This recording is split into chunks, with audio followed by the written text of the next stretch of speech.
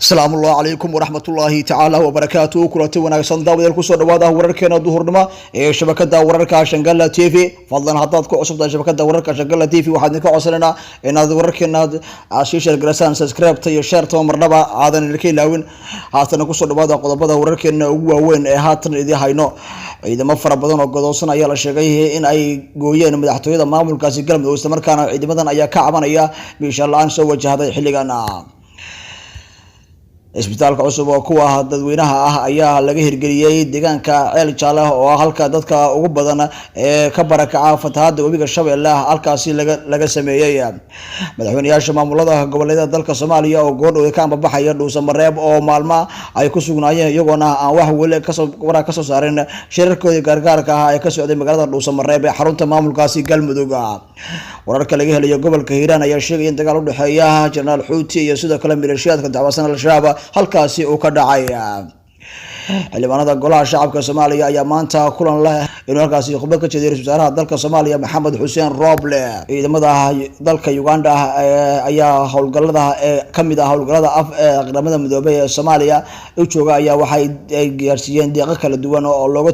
hortagayo caabuqa coronavirus qaar kamid ah barakacayaasha ku nool magaalada Muqdisho ee caasimadda dalka Soomaaliya qodobada iyo qodobo kale ayaa dawladda haddii Allah awood la qadaro aniga Xuseen Xasan Cadaan waa idin waramaya haatan ku soo dhawaada warkeeni oo faahfaahsan madaxtooyada maamulkaasi Galmudug ayaa la sheegay inay gudaha u galaan ciidamo fara badan oo godoonsan kuwaas oo kamid ah militariga ayaa sheegay inay ka cabanayaan meesha la'aan xilligan soo wajahday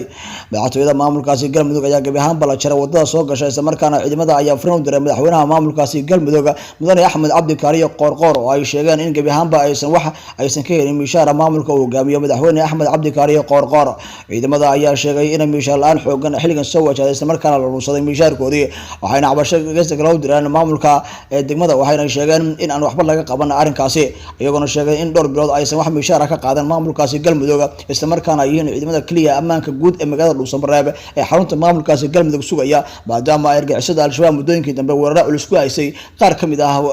deegaanada hoosmaada magaalada Dhuusamareeb ee xarunta maamulkaasi Galmudug madaxtooyada maamulka Galmudug ayaa maanta godoonsan iyadoo cidna aysan galin cidna aysan ka baxayn isbitaal cusub oo kuwa dadweynaha ah ayaa laga hirgeliyay deegaanka Ceel Jaale oo halka dadka ugu badan uga barakaci jireen xilliyada fatahaada uu sameeyo webiga Shabeelle webiga beledweyne ee dhaxmaray Shabeelle dhismaha isbitaalka ayaa keentay baahida isbitaalka oo adeegga ka jiraan marka ay fatahaan si xoog leh oo ugu dhuftaan magaaladaasi beledweyne gabi ahaanba isbitaalka ayaa ku yaala gudaha magaalada iyadoo sheegayaan shacabku inay baahi weyn u qabeen in isbitaal noocaas oo kale laga hirgeliyo deegaanka Ceel Jaale ee degmadaasi beledweyne u dhow waxaana dadku inta badan ka barakacaan webiga Shabeelle oo fatahaado kala duwan sameeya iyadoo dadku u barakacaan deegaanka Ceel Jaale isla markaana dadka ayaa inta badan waxay u baahan yihiin gargaar caafimaad madaxweynayaasha maamulada goboleedyada dalka Soomaaliya ayaa goor dhaweed ka ambaxaya Dhuusamareeb oo maalmaha ku sugnaa iyagoo aan wali wax ka soo saareen shirkii ay ku lahaayeen magaalada Dhuusamareeb isla markaana ay ka gaaraysanayeen xaaladda Soomaaliya 8 Febraayo kadib waxaana jiraan in madaxweyne Saciid Cabdullaahi Deni ku noqday magaalada Garowe caasimadda dowladda Puntland geesta kale madaxweynaha dowlad goboleedka Hirshabelle Cali Guudlaawe Xuseen ayaa iskaga ambaxay magaalada Dhuusamareeb ee xarunta maamulkaasi Galmudug madaxweynaha maamulkaasi Jubbaland Maxamed Islaam Axmed Madoobe ayaa isna iskaga ambaxay magaalada Dhuusamareeb kadib markii uu gaaray magaalada Kismaayo ee xarunta Jubbada Hoose wararka geelana magaalada beledweyne ee xarunta gobolka Hiiraan ayaa sheegaya in milishiyad tabacsan General Xuuti oo kamid ah milishiyad oo gaar isagu oo ugu yahay sarkaal oo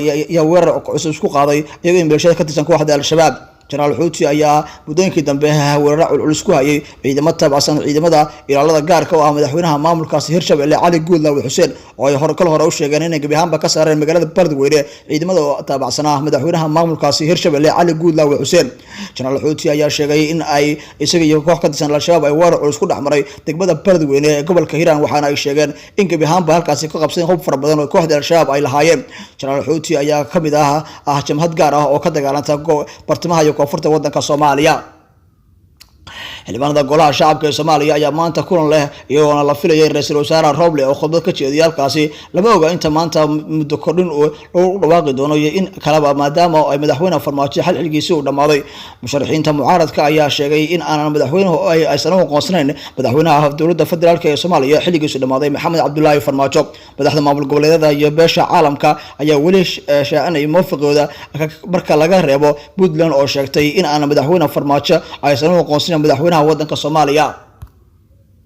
ciidamada Uganda ee kamid ah qaybta Amisom ee jooga Soomaaliya ayaa waxa ay agab caafimaad oo laga hortagayo caabuqa coronavirus ay gaarsiiyeen qaar kamid ah xiriyaha barakacyaasha ay ku yeelaan duleedka magaalada Muqdisho ciidamada ayaa sheegay inta badan in caabuqa uu ka faafo goobaha dadku isku yimaadaan isla markaana ay tahay muhiimad gaar ah u tahay inay maanta soo gaarsiiyaan agab caafimaad oo laga hortagayo caabuqa coronavirus-ka. We have contributed to the hygiene sanitation of the internally displaced people by donating to them the PPPs to curb the COVID-19 pandemic. And we shall continue to focus on our mandate and mission in Somalia to make sure that Somali people are empowered and keep peace and security in this part of the region. Alaabtan aadna siiseen Amisom qaybta Uganda wax badan ay ka taraysaa dadka degan xaafadda aan deganahay ama kaamka Tawfiiq oo alaab nadaafada ku saabsan oo nadiifinaya gacmaha lagu nadiifinayo iyo gloveski iyo sanxirki oo noocaas waan ku faraxsanahay wax weyn oo tarayaan si looga hortago cudurkan.